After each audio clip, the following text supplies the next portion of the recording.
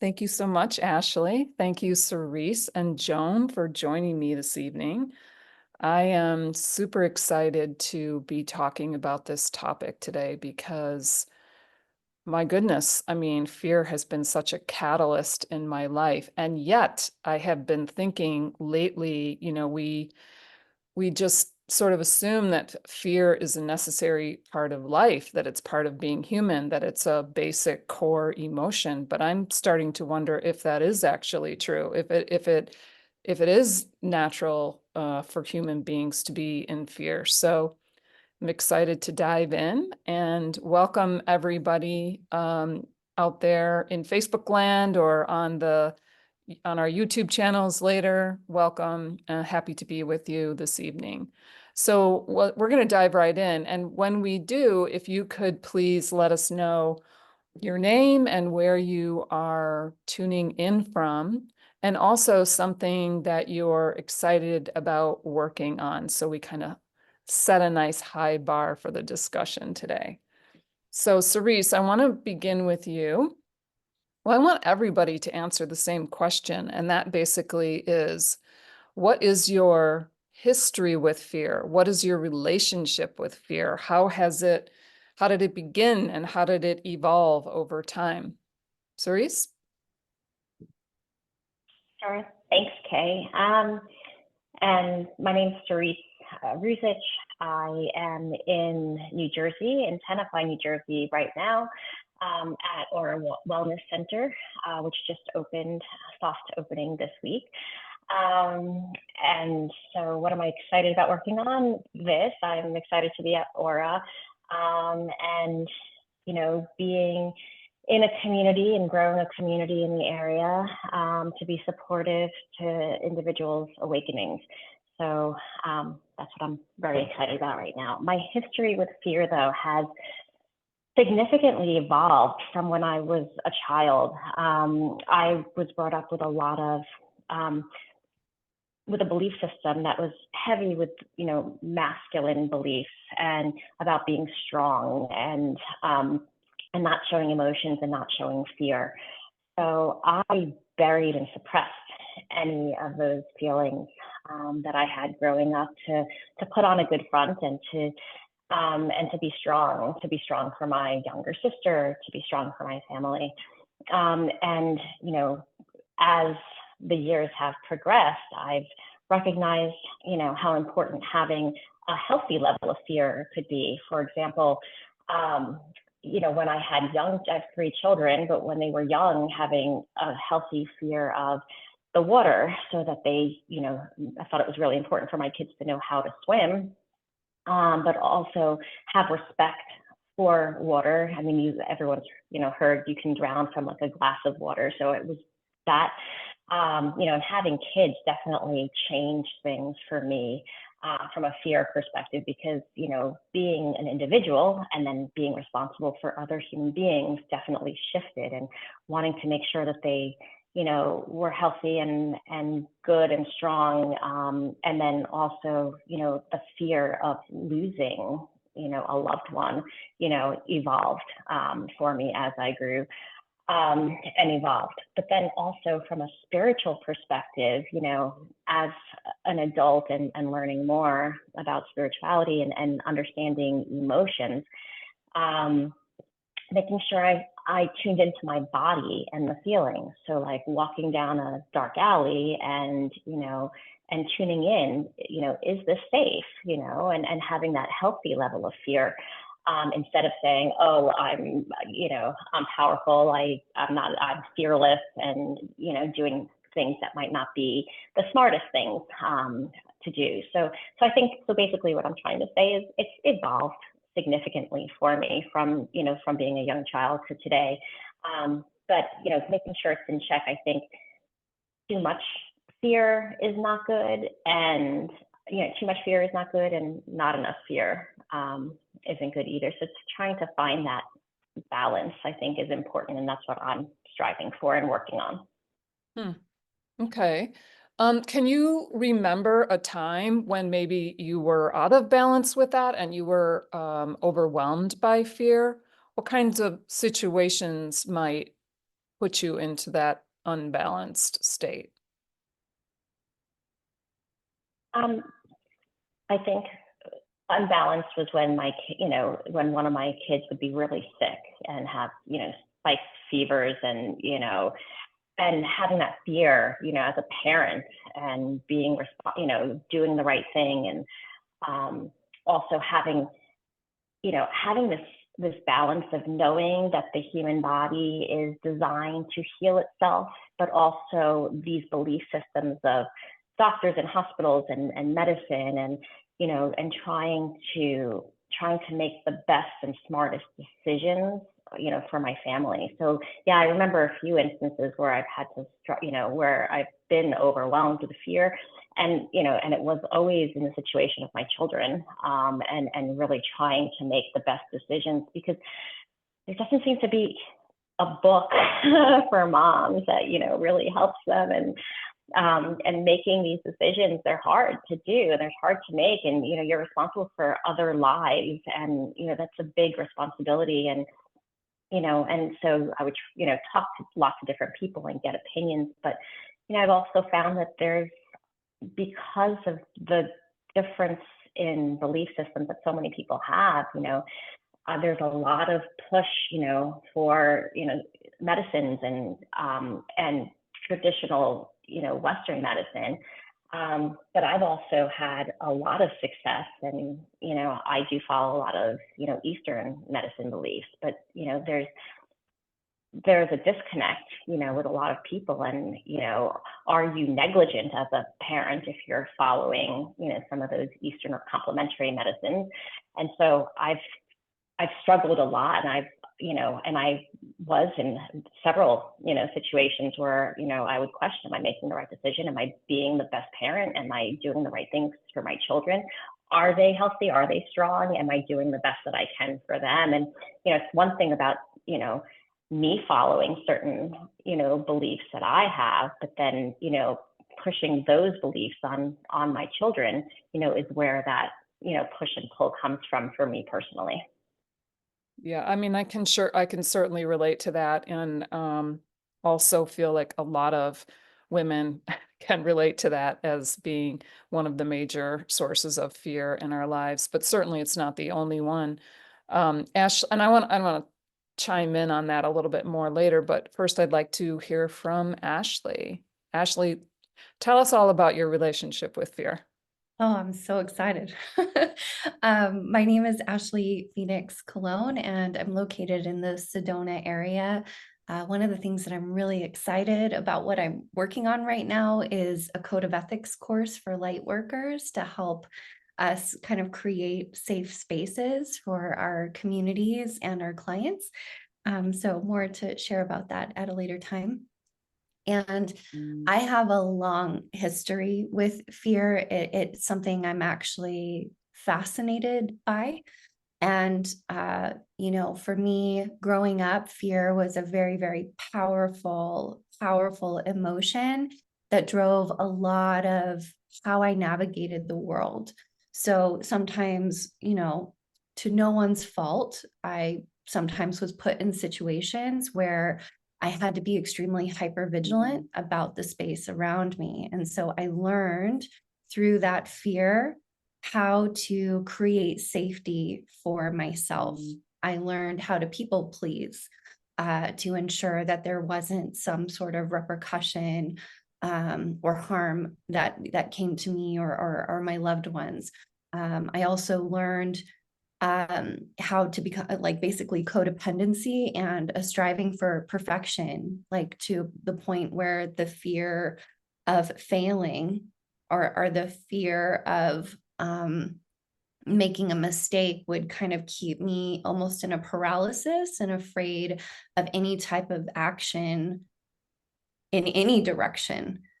And so, as I've been on my healing journey, what I've learned about fear is that it can be used to distort, it can be used to control, it can be used to manipulate. And you see it on a broad spectrum in politics and in medical situations, it's like it is a powerful, it has a powerful impact on the world. But for me, bringing it from that macrocosm to the microcosm of like what I've learned is understanding how your body experiences fear versus how your mind and your headspace, because a lot of us sort of operate from a separate, we view these things as separate, like our mind is separate from our body. And so I've, through the movement practice that I have worked with for quite a long time, I learned through my relationship with fear how to discern the difference between my mind having programming around fear and it causing that freeze. For me, it was freeze or fight, versus my body experiencing the primal experience of fear and knowing when it's time to walk away from a situation that isn't safe, or there actually is something where my life is at risk in some way, that I can discern the difference between the two. And for me, the alchemy of like, how do you move from that space of fear into something different is to find a way to titrate your body and live in the mystery and allow for the mystery of the universe through willingness, curiosity, courage. There's a lot of different emotions that can be a vehicle that can guide you to help you discern the fear and bring it into a new space. Wherever that space is, it can branch in a lot of different directions.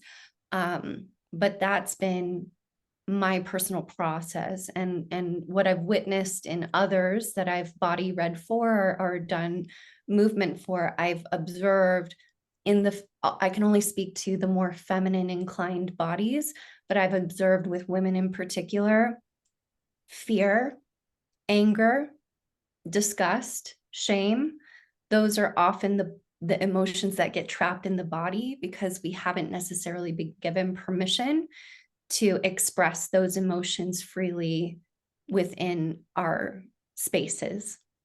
So that's my position, I guess. That's my white paper. You know, I want to just, if I could, dive a little bit deeper into this idea of the differences between mind-generated fear and body-generated fear, Yeah. because I think it's an important distinction. And I'm wondering if you could explain a little bit, like, does that mean that the mind-generated fears are false and the body sensations are true? Or how would you separate those two? I mean, that's a great question, and I'm going to do my best to answer it now, but I'm open to reflection. But for me, mind generated fear, it's real because we've made it real. So if you're afraid to, I'm going to think of something small, but I know I've worked with a lot of women, especially in sharing spiritual practices, right? Like going out in the world and saying like, I am someone who loves to meditate, or I don't necessarily align with a particular religion. And maybe you're ready to sort of come into the light with what your spiritual beliefs or practices are. And all of a sudden you have this debilitating fear that like washes over your body, that you want to post this thing you're passionate about and you just can't click the button to put that out there in the world. That fear is real. Your body is responding and having a very real response in that moment. And so it's like, here you are, you're wanting to post that thing and you're just not ready or capable in that moment to do it.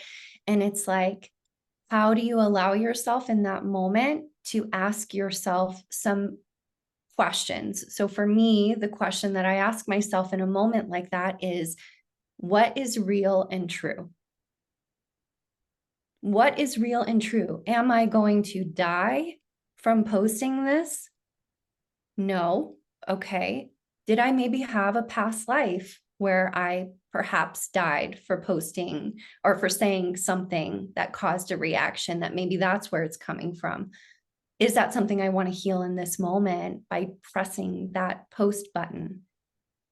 Is this post real in the sense that I'm going to feel the same way about it that I do in this moment? Maybe it's a very passionate, angry, fiery post.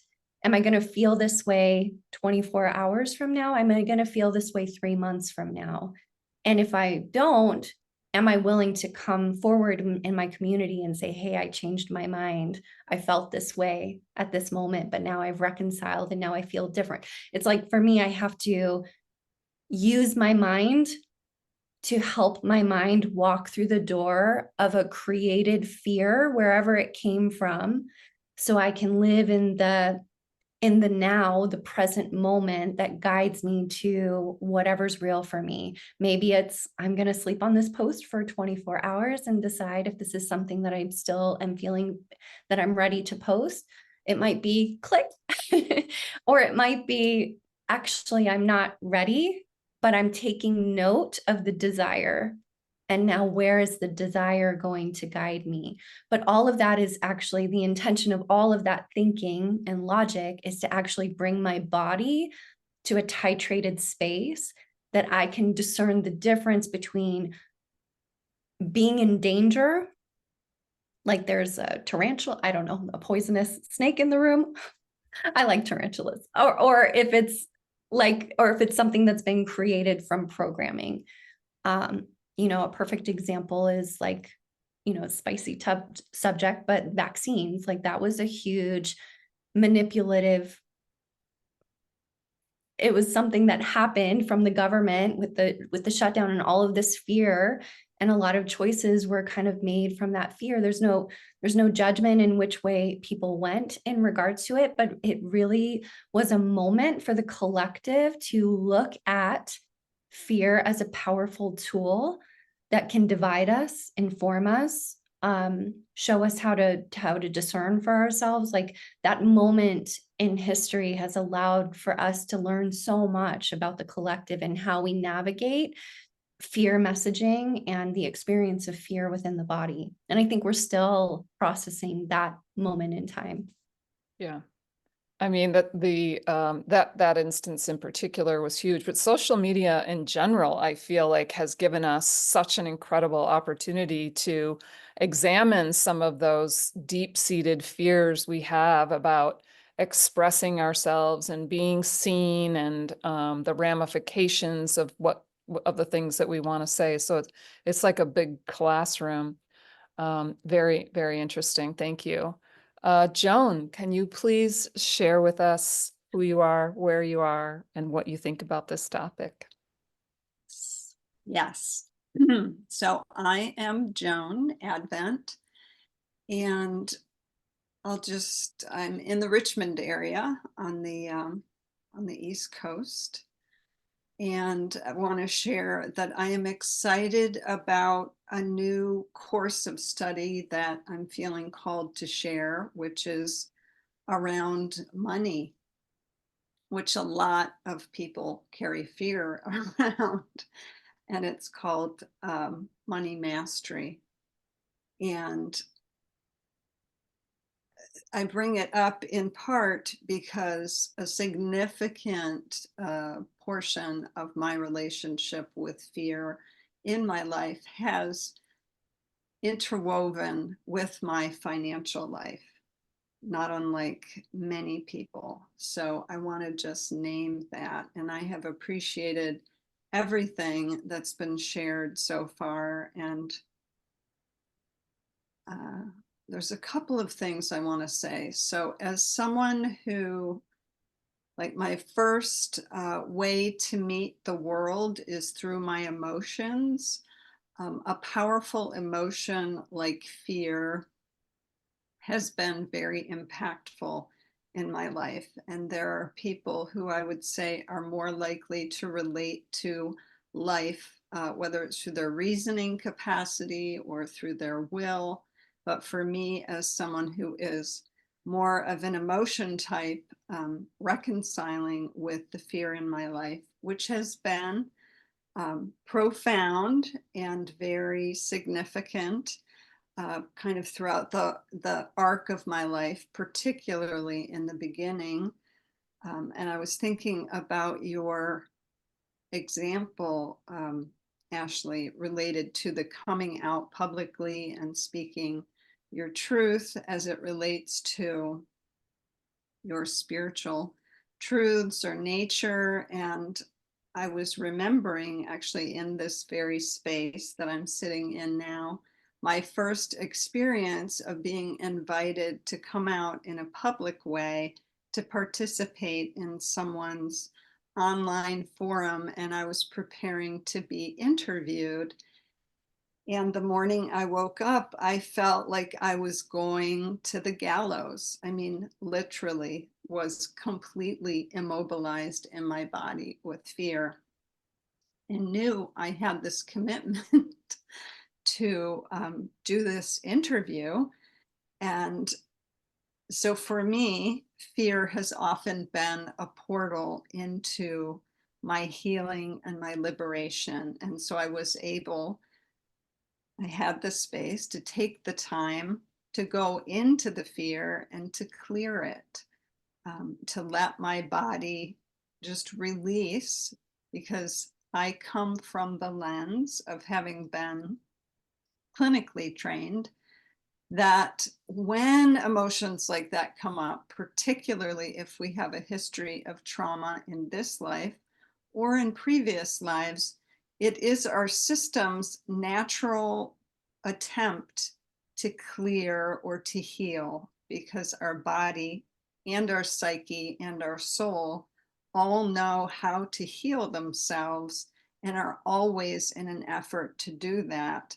And it's often our mind that gets in the way of that. So I have learned how to take those invitations, which come in the form of what might feel like unfounded fear. Like in the moment, I knew that nothing bad was going to happen as a result of coming out publicly, but viscerally, my body was having such a potent reaction that, that it was like, I need to make this choice to free myself of this, because it takes an immense amount of physical energy, both to contain the fear and to fight the fear. So the ways, whether it's things like depression or anxiety, to whatever extent we are suppressing the places where we're holding fear in the body, which our cellular tissue will do if we have, whether it's histories of trauma or fears that haven't been allowed to run their course, it's held in the body, and that takes its toll. So I think I'm going to pause with that. Thank you so much. That was beautiful. And I think like what you're reminding me of is that for many of, well, maybe for all of us, like the fear that we hold in our body when it's not expressed, more fear, it just builds and builds and builds. So eventually you're forced to confront it, or you have some kind of a breakdown. I've experienced all those things. And typically, like I usually come to a point where I either am so overwhelmed by fear that I come to this moment where I no longer feel like I can live in that fear. And so I'm forced to confront it in some way. And then, as some of you have said, there's the kind of fear that keeps you from doing what you truly want to do in life. And I want to ask you, Joan, if you have examples of in your life of practices that you have used to kind of face the fear, or what do we even mean when we talk about facing the fear or fighting the fear or allowing the fear? Like, what is the best process? Yes, so I appreciate what you're saying in terms of the whole issue of suppressing it, and we can develop layers of fear of the fear. Like, and then fear of the fear of the fear. Um, and in its purest essence, it's energy, just like rage or love or any potent emotion. It is energy that we can allow to move through the body. And I once read in a book about, I think it was my stroke of insight, where she was talking about having lived through a stroke, but she was talking about how it takes 90 seconds for an emotion to run its cycle through whatever system. Ashley's nodding her head. She must know what I'm speaking about. So correct me if I'm getting it wrong.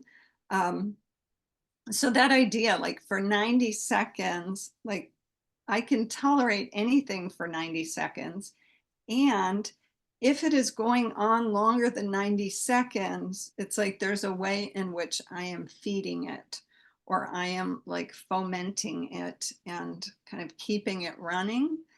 So for me personally, it's like connecting with nature, connecting with the earth, coming back to grounding and centering practices to orient in the now moment to it's almost like, for me, if a big wave is coming and you're in the ocean and you're at the beach, you know, that kind of like dipping in and letting it roll over you and then coming back up. So I don't know if that explains what you're asking me, Yeah. but that is my sensation of how I work with it. But first, finding my ground, which could be orienting to something out in nature or feeling my feet on the ground, or sometimes even lying physically on the ground or on, you know, on a bed or what have you, just to feel like, here I am, I'm okay, and I can face this. Yeah. I mean, I think I would call that surrender, because I've had experiences where I was going through a period of what I was to me felt like extreme fear in my life. And I started instituting all of these practices like giving up caffeine, cutting back on alcohol, not watching TV anymore, meditating, doing yoga, getting out in nature, saying no when I needed to. I had like a whole stable of practices that I used, including meditation. And one day I was sitting in meditation and I started to get a panic attack. And I just thought, like, how can this be? Like, I've done everything that I needed to do, and I can think of nothing else. And my fear, my greatest fear at that time was like, I guess, okay, I was gonna die. Like, okay, just go ahead, just take me. I surrender. I have nothing left to give. And like you said, that the fear that I thought was going to overwhelm me just washed through me and was gone.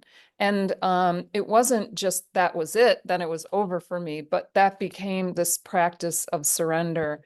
And I've also, from my own perspective, a lot of the fears that I was facing were these, I mean, literally almost all of them were these fears that were generated by my mind. And they were about my children, and they were about relationships that I cared about, and, illnesses, and being in the children getting sick, and on and on and on. And it wasn't so much that I um, believed that I wasn't worthy of God's love and protection. It's that I didn't believe in God at all. Like, um I didn't feel that connection with God. And the way that I was experiencing it was like when a toddler is in the mall and gets separated from his or her mother, and then, suddenly, like, there's this wash of terror looking around at all the chaos, and there's a lot of people, and there's a lot of movement, but there's no mom. And so I had to come into this really deep questioning about my relationship with God. And then through that process, I started to build a faith in so many different areas of my life that what I was responsible for and what God was responsible for. And so often I had taken the responsibility for things that weren't beyond my power and beyond my control. And when I was able to hand that off completely, or when I remember to do it, I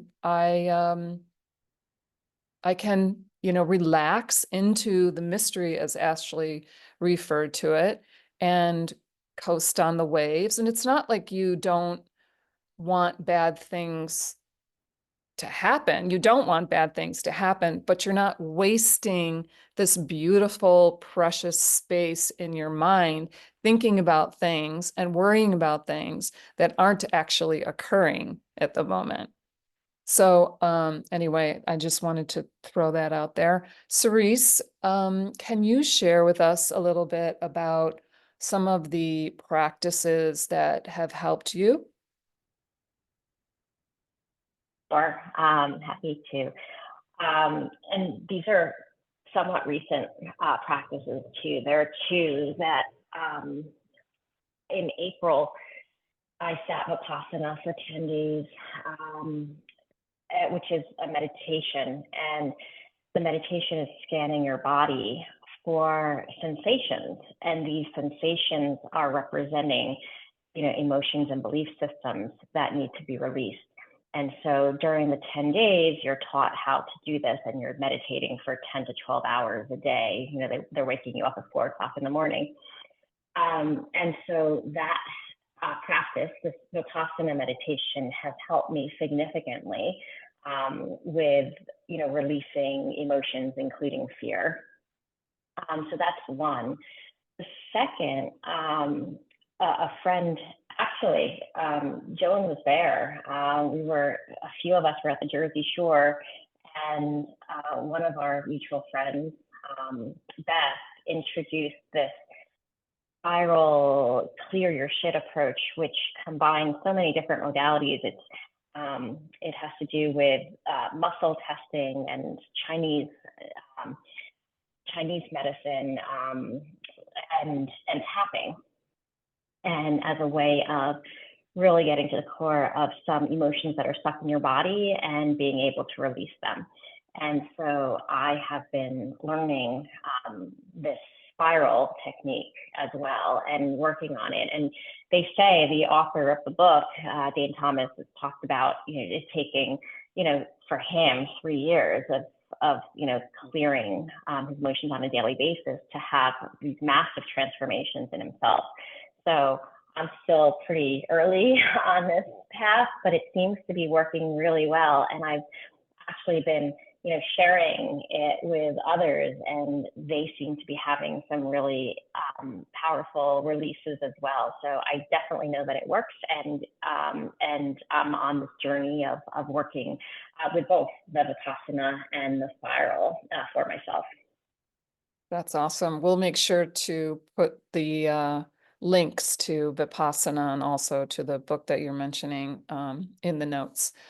Can you tell us a little bit about, in your experience with fear, what has it caused you to do that you may not have wanted to do, or not do what you may have wanted to do? So I do remember, and Ashley was touching on this a little bit earlier, but for me, I've been making this transition from, the corporate world into more of a spiritual world. And, being seen, is definitely something that I've had some underlying fears personally about, how are people in the corporate world gonna, I cared about what other people thought of me, similar to what Ashley was talking about with posts and stuff. And so there was a day, I remember giving a big presentation, and I knew the presentation backwards, forwards, inside out, and my body just shut down and just went blank, couldn't remember the words to speak. And you know, today I believe that that was my body's way of saying you're in the wrong, you know, vacation, and you know, you need to be leaving and going elsewhere. But at the same time, the fear, it was paralyzing. Like my body shut down on me and didn't work. So that was, you know, for me personally, that was, you know, a crazy experience for me. And actually, I had worked with someone shortly after that experience who taught me a little bit about tapping too and releasing some things, but so that it wouldn't happen again in that corporate setting. But I think for me, what, you know, again, when I was more in that corporate world, it was about, you know, taking that energy that fear is, and, you know, finding ways of overcoming it, facing it directly and just plowing, you know, not stopping. So like, I know people, you know, even in my family that are afraid of the water or afraid of heights. And so my father, for example, he was afraid of heights. And what I witnessed as a child, when I learned that my dad was afraid of heights, he then jumped out of an airplane so that he faced his fear and conquered it. And so, you know, so that's how I was, you know, that's how I was raised to just, you know, and so that approach has worked for me, but it's taken a while to understand it and, you know, and work through it. And quite honestly, I like these methods that I'm working with now, the Vipassana and the spiral, more than just jumping out of an airplane to face those fears. I don't think that's for everyone, but it, you know, it did work for my dad. Yeah. I think you're mentioning and hinting on something really important, which I believe is true, is that your fear is always trying to teach you something. It's trying to get your attention. It's trying to communicate something. It's an invitation to dig deeper into your belief system. Like, what is this all about? Why am I so afraid?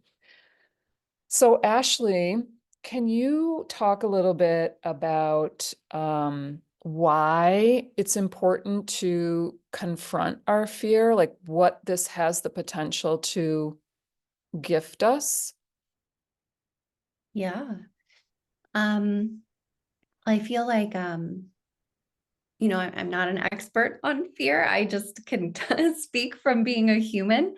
But I feel like for me, it's about fear often shows up to teach us how to be present, how to be fully present in a moment.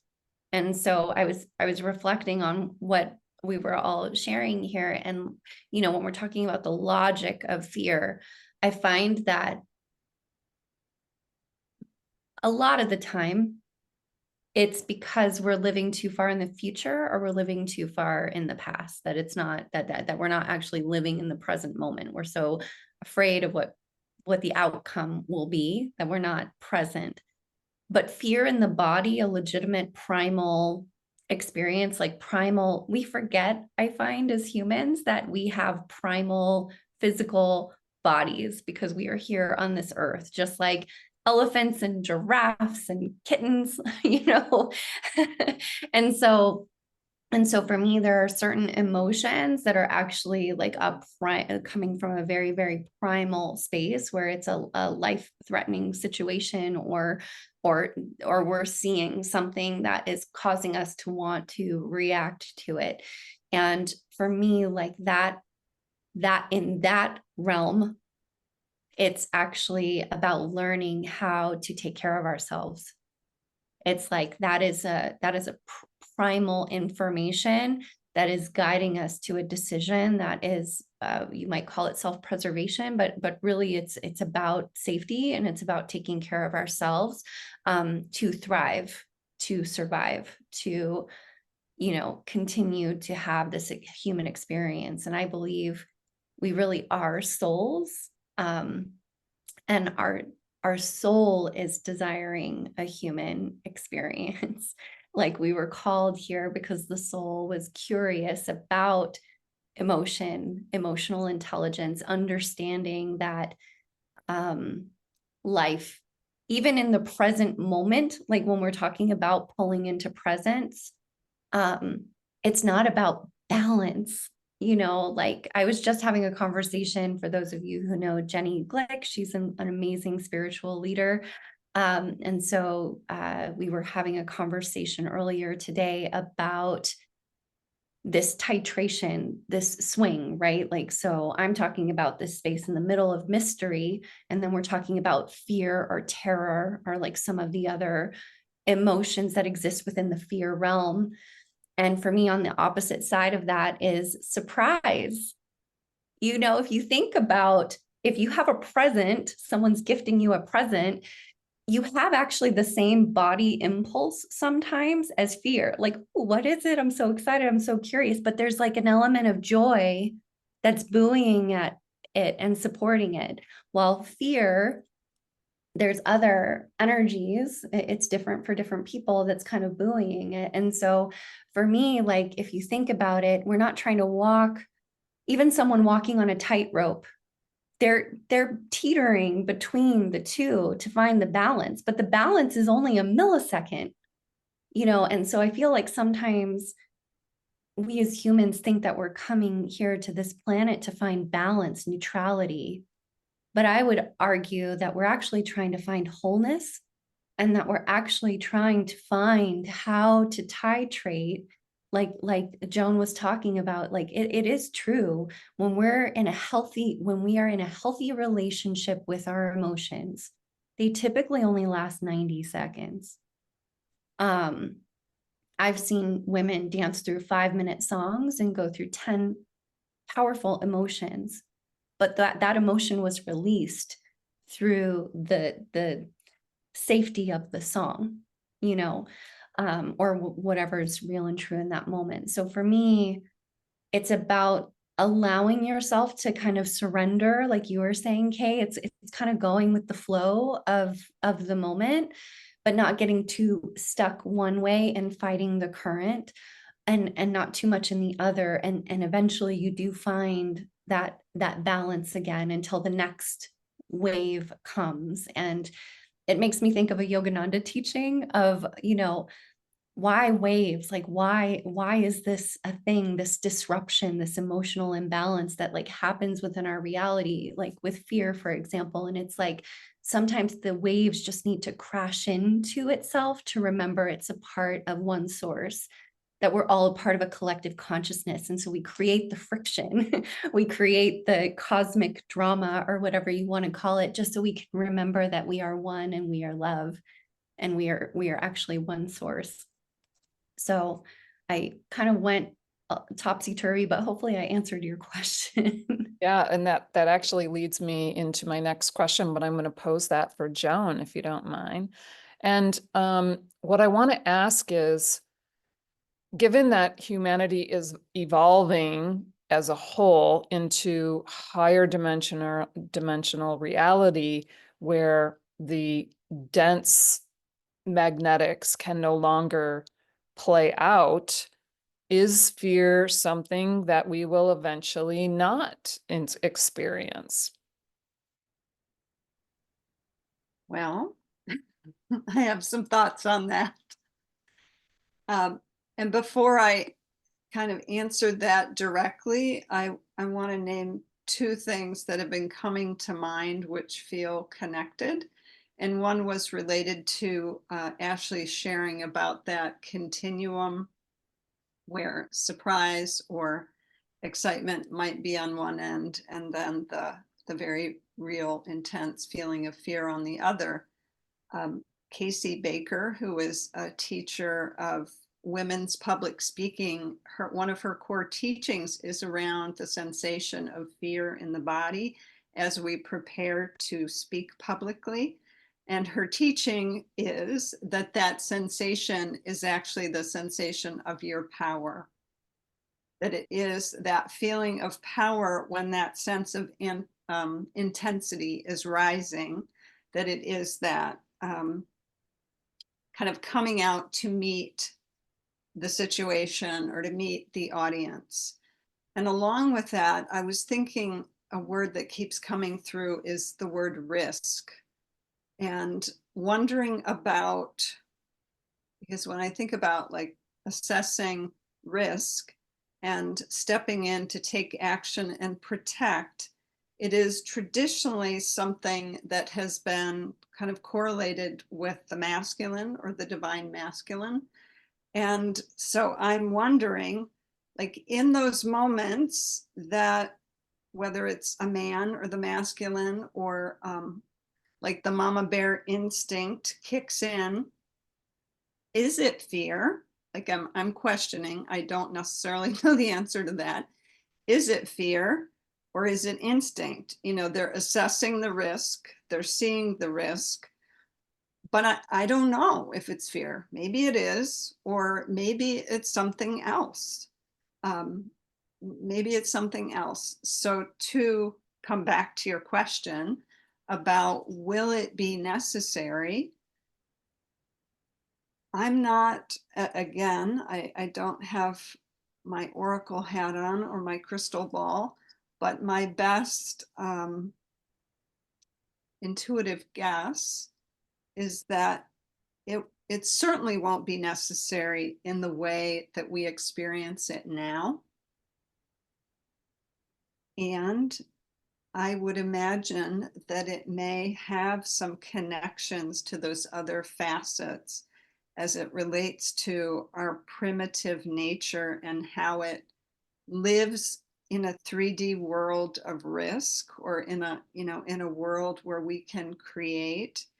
And sometimes we can get a little carried away. And I can imagine that even as we're evolving, you know, with any experimentation, like a chemical experimentation, there's times when it bubbles over and it's like, oh, wow, didn't know that was going to happen. So how will we meet that? I don't know. My guess is it's probably, I would think, not going to be in the way that fear shows up for us these days. That is so interesting, and it's making me think about, you know, the long evolution of human history where, you know, there was a time when the world was extremely dangerous. You know, there were dinosaurs and all kinds of, there were cavemen, and we didn't have fire and all of this stuff. And but you have to wonder whether those people spent any time in their minds dreaming up fears, and whether our fears have just become more mental. And we also maybe don't trust that our instincts are going to override the mental when the time is called for. I don't know. It's a really interesting question, I think. And I'm certainly looking forward to seeing what happens, as long as it's in the area of not being as much fear for us. Let's see. How about Ashley? Can you speak to what you feel you might have been able to accomplish in fear-free moments that you wouldn't be able to otherwise?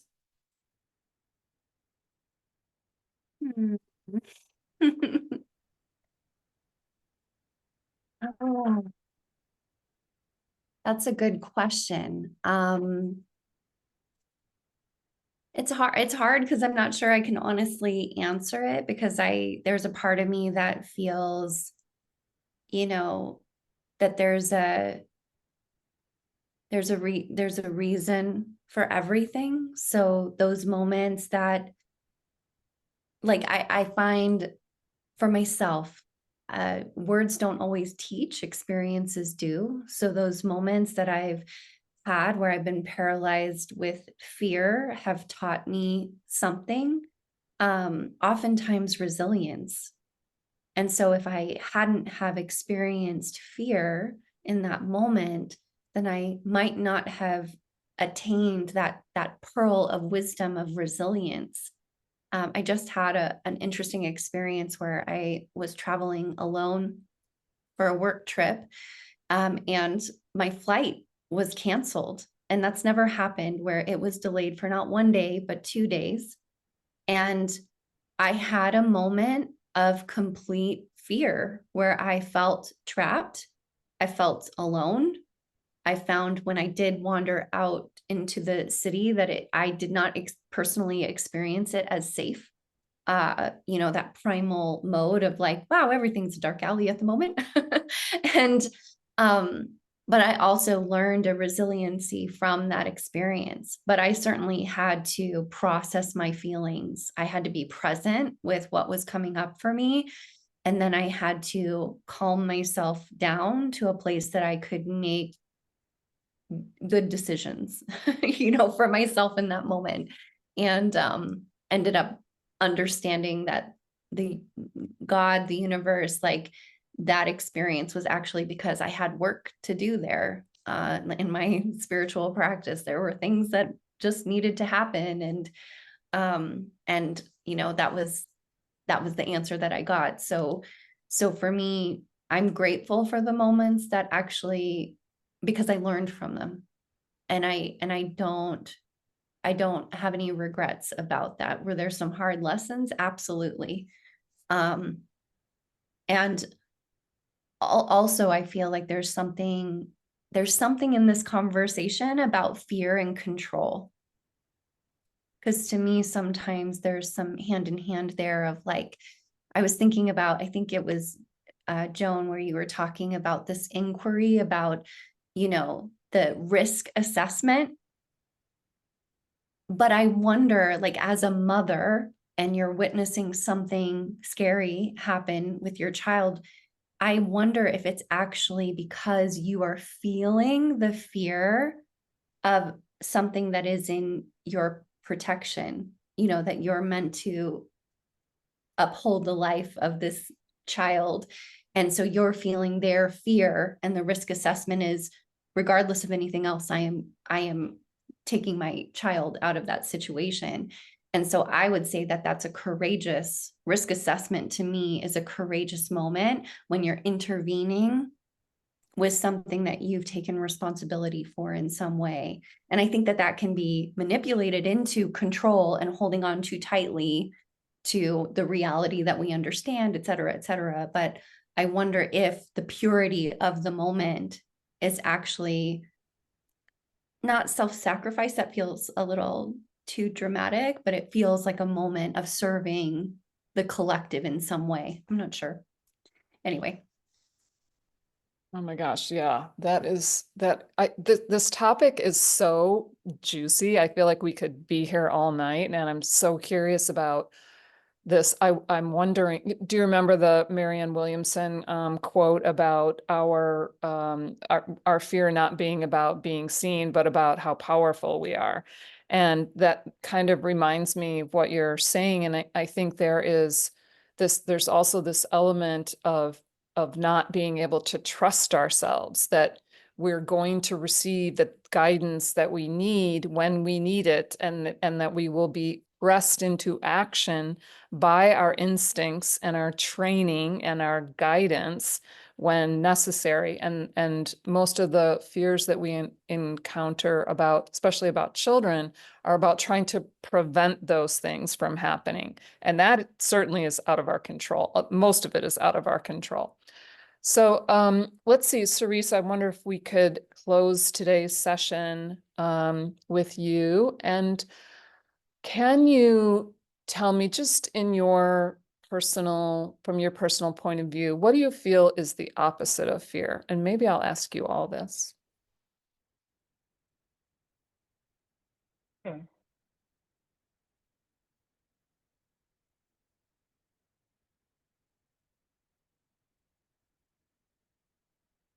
I think I would say compassion. And I would say that because in a lot of the situations where I personally felt the fear,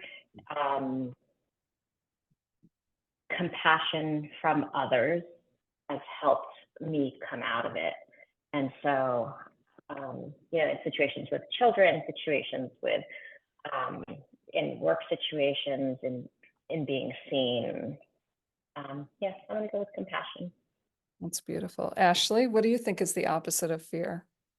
I had like 3 things come up, so I'm struggling like landing on one. So the first thing that came to me, which is typical, is love. To me, the opposite of fear is coming a return to love. But I also feel like where I am in my personal journey, is curiosity for me, when I can alchemize fear into why am I feeling this right now? And I can kind of start to assess it and feel into my body. That to me feels like the opposite, because I'm willing, it's moving me somewhere. Beautiful. Joan? Oh, you're on mute. Please let us hear you. Thank you. What came through for me is connection.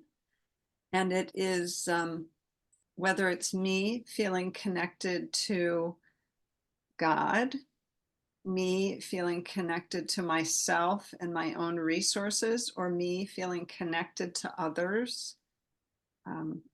That feels like the essence for me. I do have a resource I would love to share, if I may.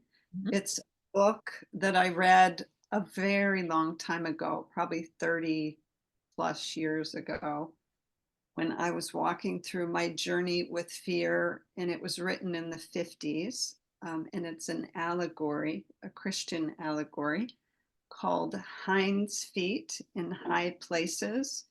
And the main character is named Much Afraid. And it's the story of her transformation.